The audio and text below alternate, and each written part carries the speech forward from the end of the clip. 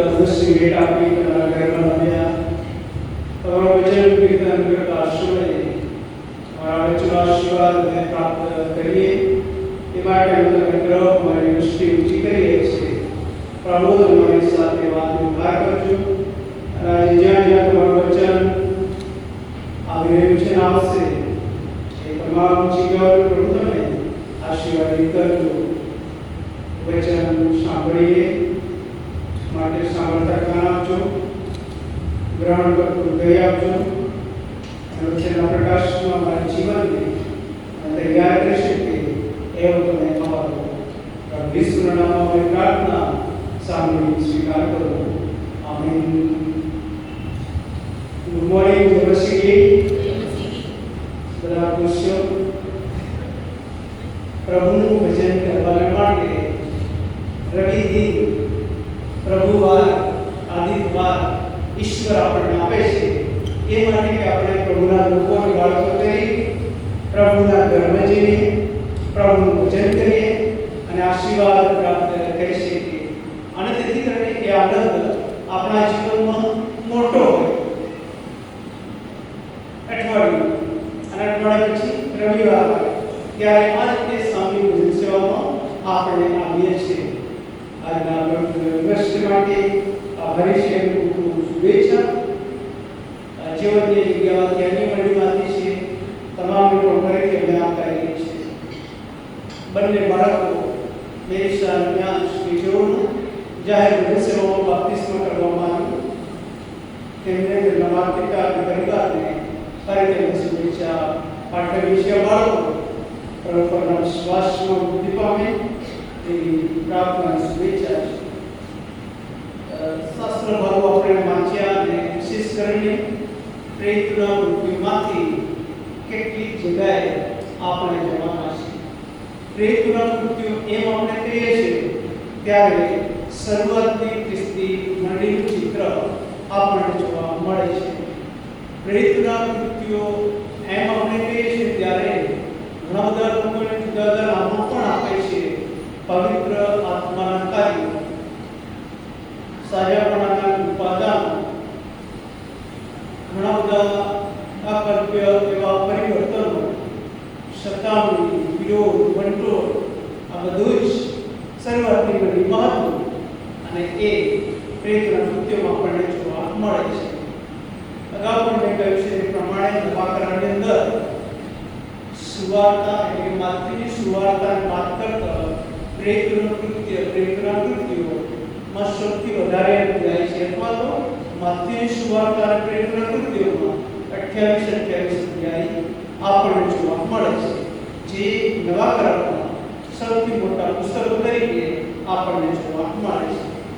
ત્યારબાદ જે નાના પુસ્તકો આપણને મળે કે પત્રો આપણને મળે છે. બાપ્તિસ્મ એમ આપણે કહીએ છીએ ત્યારે ખૂબ મહત્વનું છે, ખૂબ અગત્યનું છે. અને આ બાપ્તિસ્મ સંબંધિત આપણા દેશમાં કે બીજા દેશોમાં જુદી જુદી ગેરમાન્યતાઓમાં આપણે લોકોને જોઈએ છીએ. ઘણા બધા લોકો વિચારે છે કે બાપ્તિસ્મ એટલે કે ધર્માંતરણ. ખોટી વાત. બાપ્તિસ્મ દ્વારા કોઈનું ધર્માંતરણ કરવામાં નથી. બાપ્તિસ્મ એ તો આંતરિક જીવનની અથવા પરિવર્તન પામવાની ક્રિયા છે અને તે દ્વારા જ વ્યક્તિ નવા જન્મનો અનુભવ કરીને નવીનતાના ધોરણે ચાલવાની શરૂઆત કરતું હોય છે. બાપ્તિસ્મ જેમ આપણે કહીએ છીએ ત્યારે અંગ્રેજીમાં આપણે બેપ્ટાઇઝેશન કહીએ, એનો મૂળભૂત અર્થ ઝઘોળવું કે ડૂબાડવું એવો અર્થ થાય છે. માટે જરૂર છે કે તમે હું આ જગતની અંદર છીએ અથવા તો આપણા પૂર્વજો હતા અને આપણા બાપ દાદા આદમથી આપણે જોઈએ છીએ તેમણે આજ્ઞા પૂરી, નિયમ પૂર્યો અને તેના કારણે આ જગતમાં પાપે પ્રવેશ કર્યો. ત્યાર પછી નૂરનો જમાનો આવ્યો. પ્રથમ જે સૃષ્ટિનો નાશ થયો, પણ હરેક માણસની કલ્પના બુંદી હતી અને કલ્પનાઓ અને કાર્યો હંમેશા ગુનારી રહ્યા. માટે રોમન 3 3:23, 6:23 આપણે બધા જાણીએ છીએ તે પ્રમાણે પ્રભુ ઈસુ ખ્રિસ્તમાં જ આપણને એ અનંત જીવનના ભાગીદાર બનવાનો આશીર્વાદ પ્રાપ્ત કર્યો છે. પ્રભુ ઈસુ ખ્રિસ્ત મારફતે આપણે બચ્યા છે. આપણે પાપી હોવાના કારણે આપણો નાશ નિશ્ચિત હતો, પરંતુ પ્રભુ ઈસુ ખ્રિસ્તના કારણે આપણો બચાવ થયો છે. બાપ્તિસ્મા એટલે છે ત્યારે બાપ્તિસ્મા સંબંધી જુદી જુદી માન્યતાઓ મંડળીમાં અને લોકોના છે, કુટુંબોનો અને જુદી સંસ્થાઓમાં પ્રગતિ આપણે જોઈએ છીએ. બાપ્તિસ્મા, બાળકોનો બાપ્તિસ્મા અને પુખ્ત વયનાનો બાપ્તિસ્મા, ડૂબકી બાપ્તિસ્મા અને છંટકાવનું બાપ્તિસ્મા. ખરા અર્થમાં હૃદય પરિવર્તન હોવું જોઈએ. બાહ્ય ક્રિયા ગમે તે હોય છે, પરંતુ અનેક વખત આપણે પ્રાયોરિટી જેને આપવી જોઈએ તે નથી આપતા. આંતરિક શુદ્ધતાને નહીં, પરંતુ બાહ્ય શુદ્ધતાને આપણે પ્રાયોરિટી આપી દેતા હોય છે.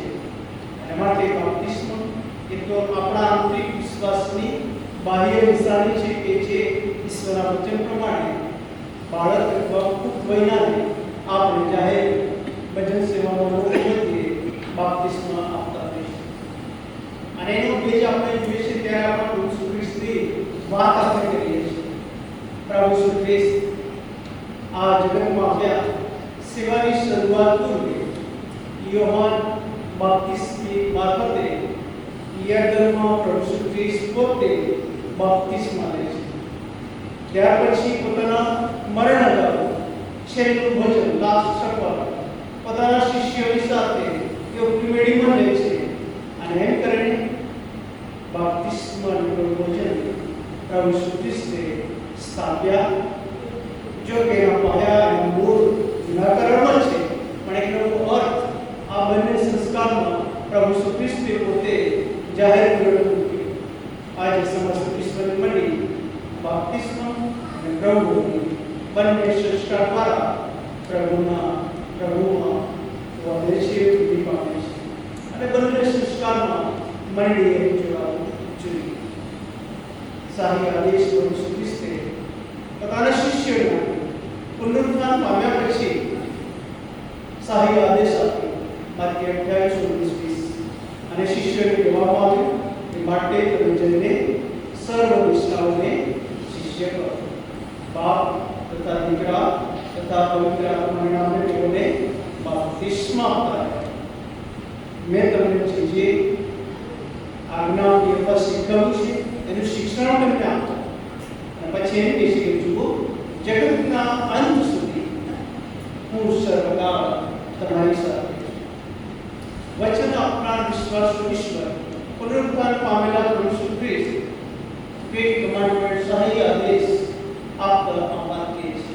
અને માટે દરેક વિશ્વાસી કે છે તે મફત મળે, મફત આપવાની, જીવન મળે, જીવન આપવાની, એ દરેક વિશ્વાસીની બની રહેશે. તરફ જ્યારે આપણે દૃષ્ટિ કરીએ છીએ ત્યારે બાપ્તિસ્માની ઘણી બધી જગ્યાએ ઘણી બધી બાબતો છે, અવરોધો, વિરોધો અને સતામણીની વાત પણ જોવા મળે છે. પરંતુ આપણે કેટલીક બાબતો જોવાના છે. પ્રેતના કૃત્યો, બાઇબલ હોય તો તમે કાઢી શકો. પ્રેતના કૃત્યો 2 અધ્યાય તમે જોઈ શકો.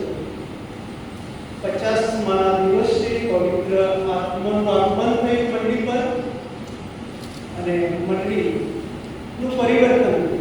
જે લોકો ત્યાં હતા એમનું નવીનીકરણ થયું, એમનું બદલાવ થયું, અને લોકોને સૂચ્યું નહીં. પિત્તરેનો સંદેશો લોકોના મન ઉધાઈ ગયા, અને લોકોએ 38મા વચનમાં પૂછ્યું, 37મા વચનમાં પૂછ્યું કે ભાઈઓ હવે શું કરીએ? અને 38મા વચનમાં પિત્તરનો જવાબ હતો, પસ્તાવો કરો ઈસુ ખ્રિસ્તના નામે તમારામાંનો દરેક બાપ્તિસ્મા પામો, કે તમારા પાપનું નિવારણ થાય અને તમને પવિત્ર આત્માનું દાન મળશે. 41મું વચન, ત્યારે જેઓએ તેની વાત સ્વીકારી તેઓ બાપ્તિસ્મા પામ્યા. ત્યારે જે વાત તેમને કહેવામાં એટલે ઈસુ વિશે જેઓ સ્વીકારી અને બાપ્તિસ્મા પામ્યા અને તે જ દિવસે 3,000 માણસ ઉમેરાયા. શરૂઆતની મંડીમાં પવિત્ર આત્માનું આગમન અને બાપ્તિસ્મા. શરૂઆતની મંડીમાં પવિત્ર આત્માનું આગમન, એનો અનુભવ, વિશ્વાસ અને વિશ્વાસના કારણે 3,000 જેટલા લોકો બાપ્તિસ્મા લે છે. વર્તમાન પરિસ્થિતિમાં સમાજ વિશ્વ તરફ આપણે દૃષ્ટિ કરી છે ત્યારે શું આવું ચિત્ર આપણે જોઈ શકીએ અથવા શું તમે કહી શકો કે આવો જાહેર નવીનીકરણનો અનુભવ શું તમે પ્રાપ્ત કરી શકો? એક યા બીજી નાની કે મોટી સંખ્યામાં એ અનુભવો આપણે આપ્યા હોઈ શકે.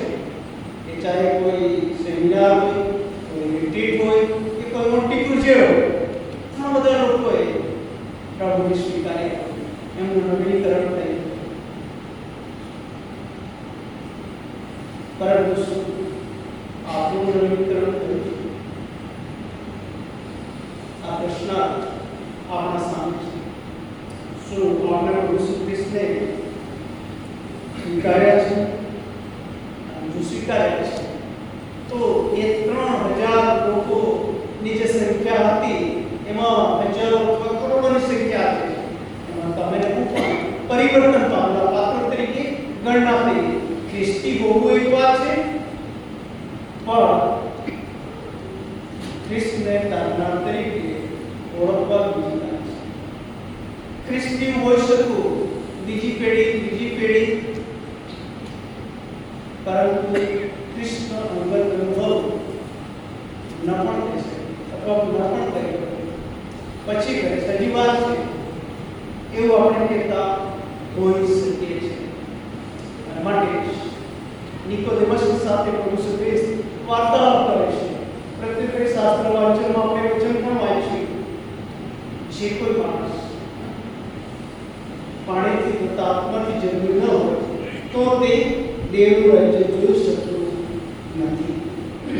અને વ્યક્તિગત કબૂલાત, વ્યક્તિગત વિશ્વાસ, સેલ્ફ ટ્રાન્સફોર્મેશન એ ખૂબ મહત્વનું છે દરેકના માટે. માટે જો આપણે શરૂઆતની મંડી તરફ જોઈએ છે ત્યારે લોકોના બુદ્ધાય કોઈ શું કરીએ?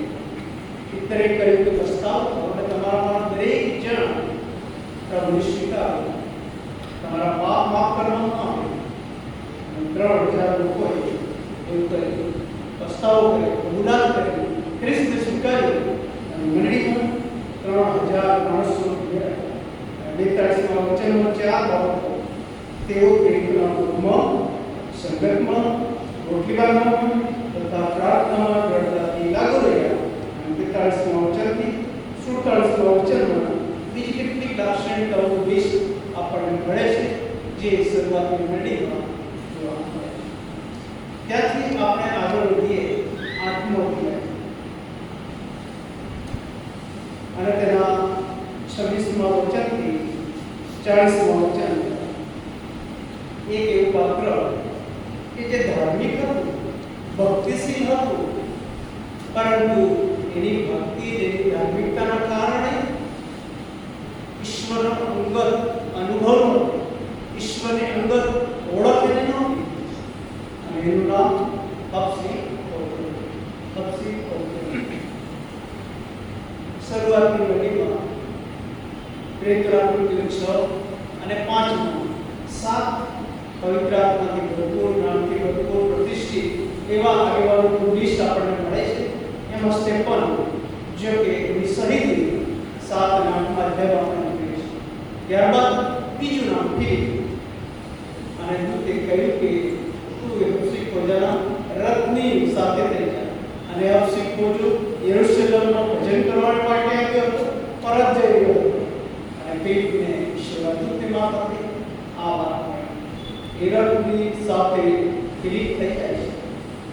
અને ત્યારબાદ યશાયાનું પુસ્તક જૂના કરારમાંથી હબસી વાંચી રહ્યો હતો.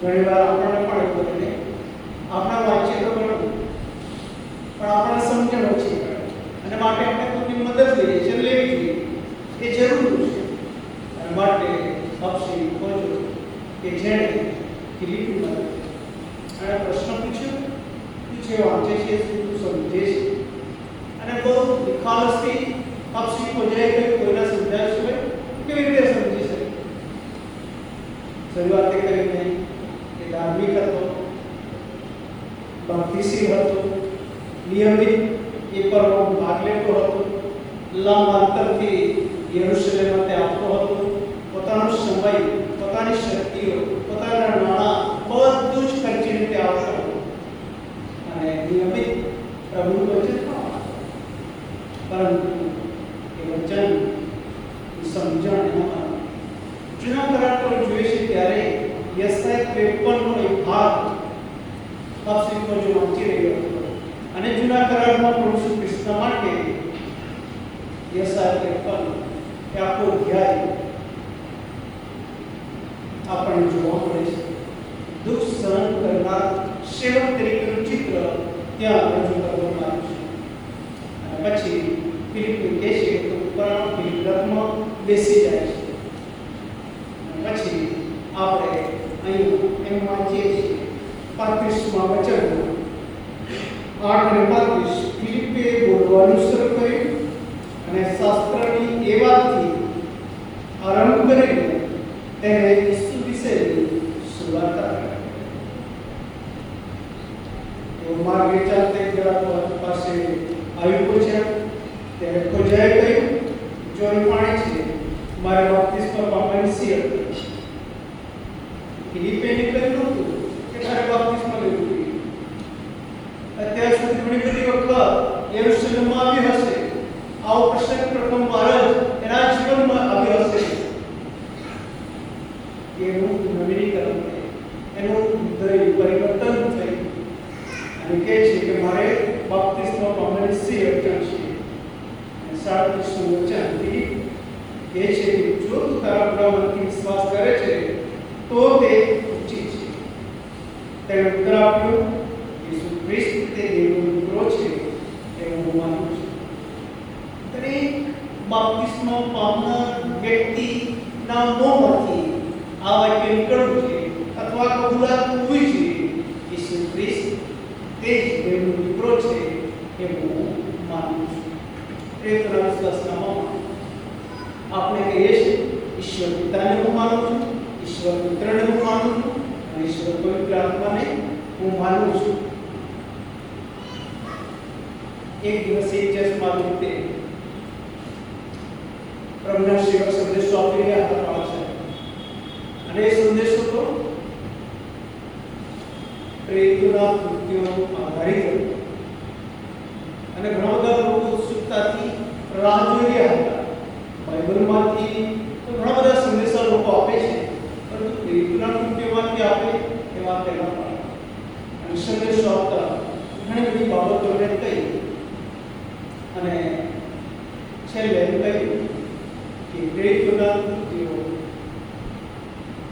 આપણે વાંચી શકો ખરા પરંતુ પ્રેતનું વિશ્વાસનામું જ્યારે આપણે બોલીએ એનો અમલ કરીએ છીએ ત્યારે ઈશ્વર આપણી સાથે અદ્ભુત કામ કરે છે પ્રેતનું વિશ્વાસનામું અને પછી એમ કહે છે કે પ્રેતનું વિશ્વાસનામું દરેક વિશ્વાસી માટે ભોગાઈ યંત્ર જેવું છે જ્યાં આપણે જઈએ છીએ ત્યાં આપણને ચોક્કસ દિશા બતાવે છે ચોક્કસ દિશાનો નિર્દેશ પ્રેતનું વિશ્વાસનામું આપણને કરે છે અને પ્રેતનું વિશ્વાસનામું એ મણીના ઇતિહાસમાં આપણને મળે છે મણીના ઇતિહાસમાં ઘણા બધા વિશ્વાસનામા થઈ ગયા 325માં નાઇશિયન પીરિયડ વિશ્વાસનામા ત્યારથી પ્રેતના વિશ્વાસનામા અને યહૂદન વિશ્વાસનામા મંડળી સામે આવ્યા પણ ખ્રિસ્તી મંડળીએ આ બે વિશ્વાસનામાને સ્વીકાર્યા નહોતો પુનર્નિયમ 6 જ્યારથી નવો આપણે વાંચ્યું પણ પુનર્નિયમ 6 4 અને 5 ત્યાં પણ ઇસ્રાયેલનો વિશ્વાસનામું છે મેં અગાઉ કહ્યું તે પ્રમાણે હે ઇસ્રાએલ સાંભળ, પ્રભુ તારા એક જ છે કે જેના પર તું તારા મનથી પ્રેમ રાખ, તારા બળથી પ્રીતિ રાખ અને તેના માર્ગમાં ચાલ. એ ઇસ્રાએલનો વિશ્વાસમાં જોવા મળે છે. અહીંયા આપણે જોઈએ છીએ કે અપસિદ્ધો જો કબૂલ કરે છે કે ઈસુ ખ્રિસ્ત કે દેવનો દીકરો છે, એવું હું માનું છું. મારી સાથે તમે કાઢી શકતા હોય તો રોમન પત્ર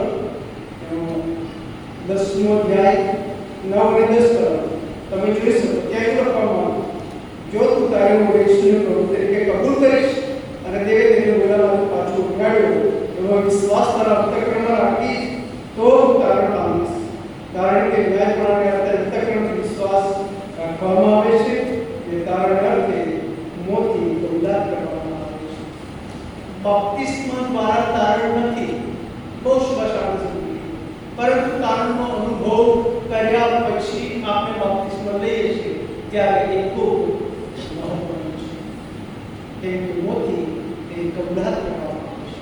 તારણના અનુભવની એ કબૂલાત મોથી કરવામાં આવે છે અને છે અપસિદ્ધ જાય કરી. અને 38મું વચન 8 અને 38 પછી તેણે રથ ઉભો રાખવાનો હુકમ કર્યો અને ફિલિપ તથા ખોજો બંને પાણીમાં ઉતર્યા અને તેણે તેને પજાને બાપ્તિસ્મા આપ્યો. માટે તરીકે ફરજ બને છે જે કોઈ બાપ્તિસ્મા લેવા માંગે એમને કેટલાક પ્રશ્નો આવે ત્યારે પૂછતા જ હોય છે, પરંતુ મંડળી સમક્ષ પણ આપણે પૂછતા હોય છે અને મંડળી પણ આપણે પ્રશ્ન પૂછતા હોય છે. ઈસુ ખ્રિસ્ત પર શું તમે વિશ્વાસ કરો છો? એ ઉપર વિશ્વાસ કરીને વિશ્વાસની યાત્રામાં તમે આગળ વધશો, સંગતમાં જોડાયા રહેશો, એ વચન તમને આપો છો અને આવા વચનો આપણે પૂછતા હોય છે. અને બાપ્તિસ્મા લેનાર અથવા તો બાપ્તિસ્મા પામનારના બાળકોના માતા પિતા એનો જવાબ આપવા હોય છે. પ્રેરિતોના કૃત્યો 2:41 જેમણે પ્રભુનો સ્વીકાર કર્યો, વિશ્વાસ કર્યો, બાપ્તિસ્મા પામ્યા 3000 પ્રેરિતોના કૃત્યો 8:26-40 અને વિશેષ 37મા વચન અને 38મા વચન અપસિદ્ધ પહોંચાડવું, પરિવર્તન કર્યું, બાપ્તિસ્મા અને છેલ્લી વાર 16મો અધ્યાય 19મા વચનથી 34મા વચન સુધી શાસ્ત્ર ભાગ તરીકે આપણે વાંચ્યું. આ એક એવો સમય હતો કે પાઉલ પ્રેરિતના કે સેવાની શરૂઆત કરવા માટે જ્યારે તે જુદા જુદા સ્થળોમાં જાય છે, 16મા અધ્યાય તરફ તમે દૃષ્ટિ કરો ત્યારે ઘણા બધા સ્થળોની વાત આવે છે. દરબે, લુસ્ત્રા, ફ્રુગિયા, ગલાતિયા, બિથુનિયા અને ત્યાંથી સામોથ્રાકી, ત્રોઆસ, ફિલિપી, જે મકદુનિયામાં બધા સ્થળોની વાત કરે છે. ત્યાં પાઉલ પ્રેરિત જાય છે અને સેવાની સુવાર્તા પ્રગટ કરે છે. ફિલિપીની અંદર એક એવી ઘટના બને છે કે જ્યાં એક બહેનનું તારણ થાય છે અને એમને પણ બાપ્તિસ્મા આપવામાં આવે છે. લખ્યું છે 14મા વચનમાં, થુઆતીરા શહેરની ચામડીય વસ્ત્ર વેચનારી લુદિયા નામની સ્ત્રી,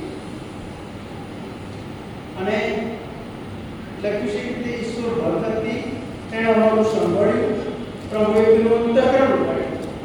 ઈશ્વર ભક્ત હતી, જેમ શીખવો જોઈએ એ વચન ભક્તિશીલ હતો, પરંતુ તારણના અનુભવનો એ ફિલિપી સાથે વાર્તાલાપ કર્યો ત્યાર પછી એ અનુભવમાં એવી રીતે થુઆતીરાની આ જે વિદ્યા હતી એમને પ્રભુનો સ્વીકાર કર્યો અને પાઉલે કહેલી વાતો લક્ષ્યમાં લીધી.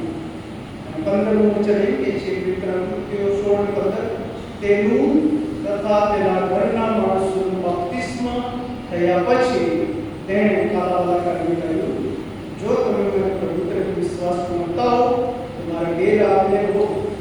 અને તેણે અમને આવવાનો આગ્રહ કર્યો.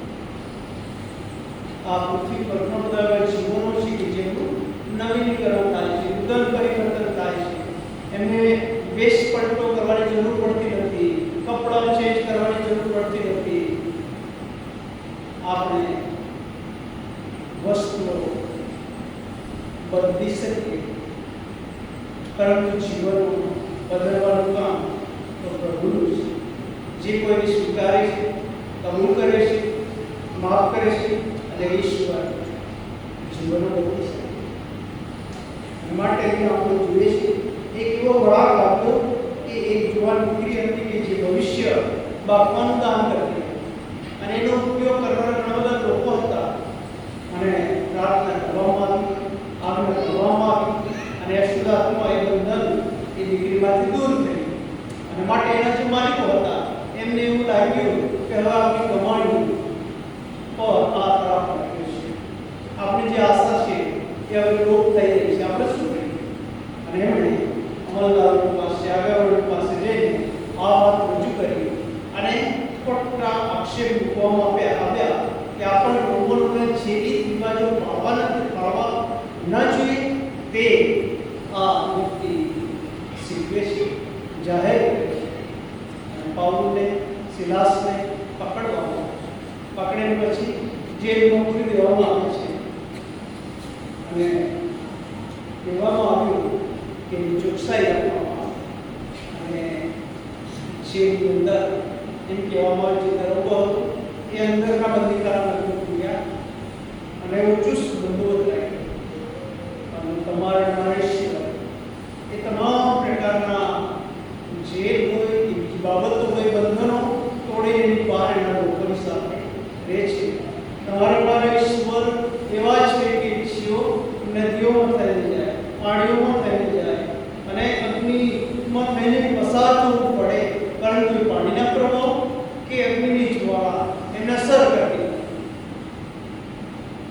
અને અદભુત બાબત બને છે.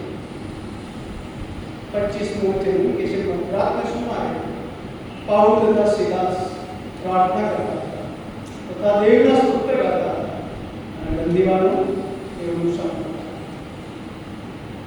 તો આપ કોઈ જોવા મળે જેલમાં હોય આવી સ્તુતિ આરાધના કોઈ કરી શકે? મેં જાહેરાત આપી કે પ્રેઝન્ટ વર્ષે એવરી લાસ્ટ મંથનો રવિવાર સાંજે 7 થી 8 પ્રેઝન્ટ વર્ષિપનો જોવાનું રીત છે. આપણા માટે પણ અનુભવ છે. દર રવિવાર ક્ષેત્રો અને આ તો જેલમાં, પરંતુ એમને ખબર હતી કે અમારા ઈશ્વર જેલમાં હોય કે મેલમાં હોય અમારી સાથે છે. અને માટે તેઓ ઉપાસના કરતા હતા, પ્રાર્થના કરતા હતા અને દેવના સ્તોત્ર ગાતા હતા અને બીજા બંદીવાનો તેઓનું સાંભળતા હતા. એનું પરિણામ શું આવ્યું? 26મું વચન કહે છે એકાએક એવું મોટું ધરતીકંપ થયું કે બંદીખાનામાં આવ્યા. પ્રભુના લોકોની પાસે જો સૌથી મોટી તાકાત હોય તો સ્તુતિ, આરાધના અને પ્રાર્થના.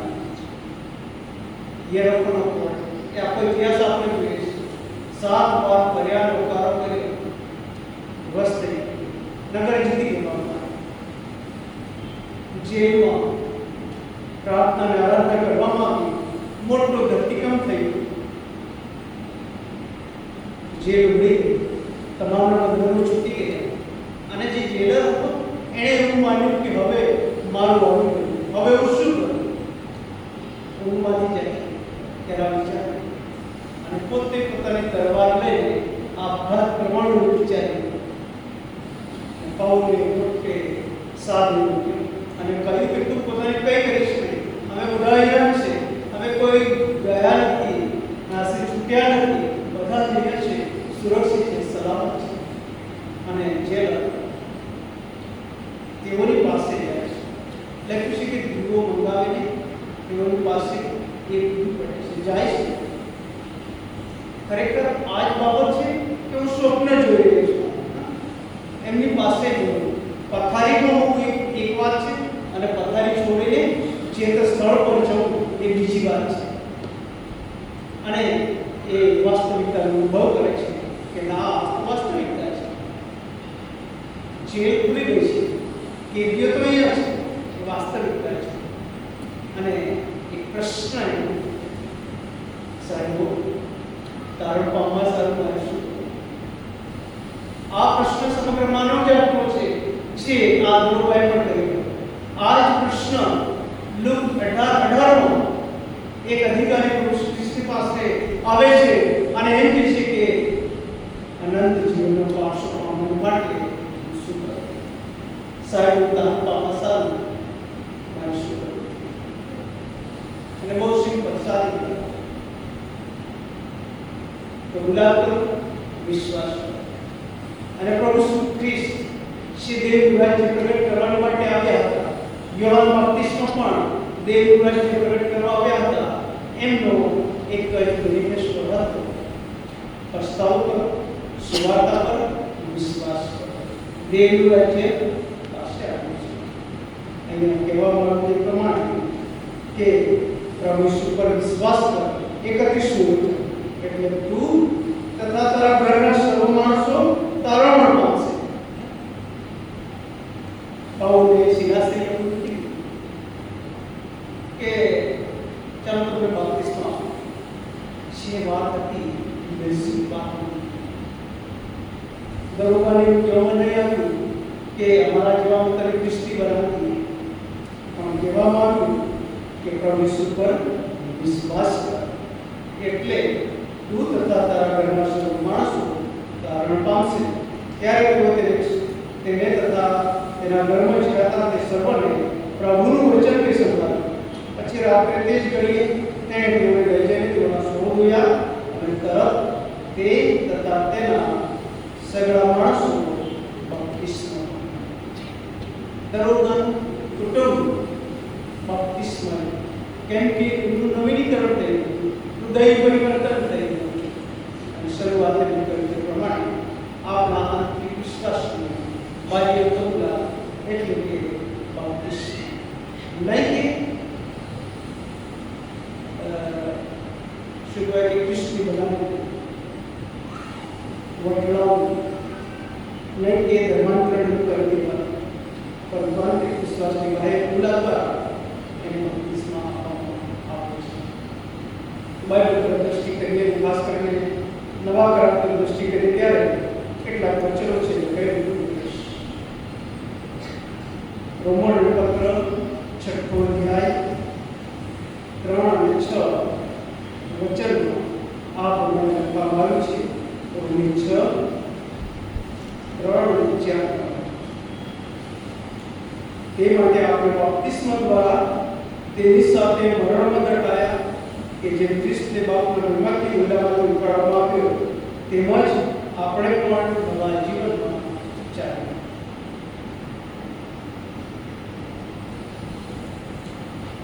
સાથે 10મો અધ્યાય રોમન 10:9-10 જે આપણે વાંચી ગયા છે. મારા એક વિચાર યોહાન બાપ્તિસ્માની વાત આવે છે. પહેલો પુત્ર 3:21 ત્યાં આ પ્રમાણે લખવામાં આવ્યું છે. પહેલો પુત્ર 3:21 એ દૃષ્ટાંત પ્રમાણે બાપ્તિસ્માનું પાણી જે શરીરનો મેલ દૂર કરવાથી નહીં પણ ઈશ્વર પ્રત્યે શુદ્ધ હૃદયની માંગણીથી ઈસુ ખ્રિસ્તના પુનરુત્થાન પડે હમણાં તમને આપણને પણ લાગે છે. માટે વિશ્વાસ કરવો એ મહત્વનું છે. બાપ્તિસ્મા અને શરૂઆતની નથી એમ કહે છે ત્યારે કે 3000 માણસો વિશ્વાસ કરે પરણીમાં ઉમેરાય. તે રીતે 80,000ને સુવાર્તા આપી પ્રભુને પ્રગટ કરે, એનું પરિવર્તન થઈ ગયું બાપ્તિસ્મા લીધું. 16મા અધ્યાયમાં જેલા તેમના કુટુંબે ખ્રિસ્ત પર વિશ્વાસ કરી બાપ્તિસ્મા લીધું. આજે કલ્યાણ જે હશે ત્યાં આવા ઘણા બધા લોકો હશે, રહેતા હશે, જુદા જુદા પ્રશ્નોની મુશ્કેલીઓ, ઘણા બધા અંધકારમાં ફસાયેલા હશે. એમને પ્રકાશમાં લાવવાનું કામ મારું એમનું નવીનીકરણ થાય એ દિશા ઈશ્વર તમને બને આ જગતમાં કર્યા છે. માટે આપણે પ્રકાશ ફેલાવીએ અને યાદ રાખીએ પણ નહીં વચન દ્વારા પ્રભુ આપણને આશીષ આપો. અમે પ્રાર્થના જોડાઈએ પ્રાર્થના બાદ ભજન સંગ્રહમાંથી 358 ગીતમાં આપણે જોડાઈશું. દાના પણ જોવામાં આવશે અને દાના પણ બાદ જો બોક્સ લાવ્યા છો તો એ બોક્સ મૂકવા માટે તમે આગળ આવશો. પ્રાર્થના જોડાઈ સર્વશક્તિમાન દયાળુ પ્રેમાળુ પિતા તમારા આભાર માનીએ છીએ શરૂઆતની ખ્રિસ્તી મંડળી માટે, વિશ્વાસીઓ માટે, થયેલા અદ્ભુત કાર્ય માટે. તેમણે પસ્તાવો કર્યો, તમારો સ્વીકાર કર્યો. 3000 લોકો મંડળીમાં ઉમેરાયા. પછી ખોજાઓને ચેતવ્યું, હૃદય પરિવર્તન થયું. આજે તમે ઈશ્વર છો. દરેક હૃદયોને પ્રભુ તમે પરિવર્તિત કરો છો. એ જીવનનો તમે આશીર્વાદિત કરો છો. એવા અમારા જીવતા ઈશ્વર આજે સવારે જેવા છે તેવા અમારી જાતોને અમારી આગળ કોઈ કરીને કહીએ છીએ કે આ પ્રભુ અમે જેવા છે તેવા જ અમારી જાતોને તમારા હાથમાં મૂકીએ છીએ. તમને અમે સ્વીકારીએ છીએ. અમારા પાપોની માફી આપો, અમને સ્વીકારો. તમારા દીકરા દીકરીઓ તરીકે જીવન જીવવાને કાર્ય કરવા અમારી સહાય મદદ કરો. પ્રભુ ઈસુના નામમાં અમે પ્રાર્થના સાંભળી સ્વીકાર કરો. આમેન. ભજન સેવાદાનનું કામમાં સ્વરૂપમાં ગીતમાં આપણે જોડાઈ જીવનનો દાખલો જીવતા ઈશ્વરને જો બોલાવીશું.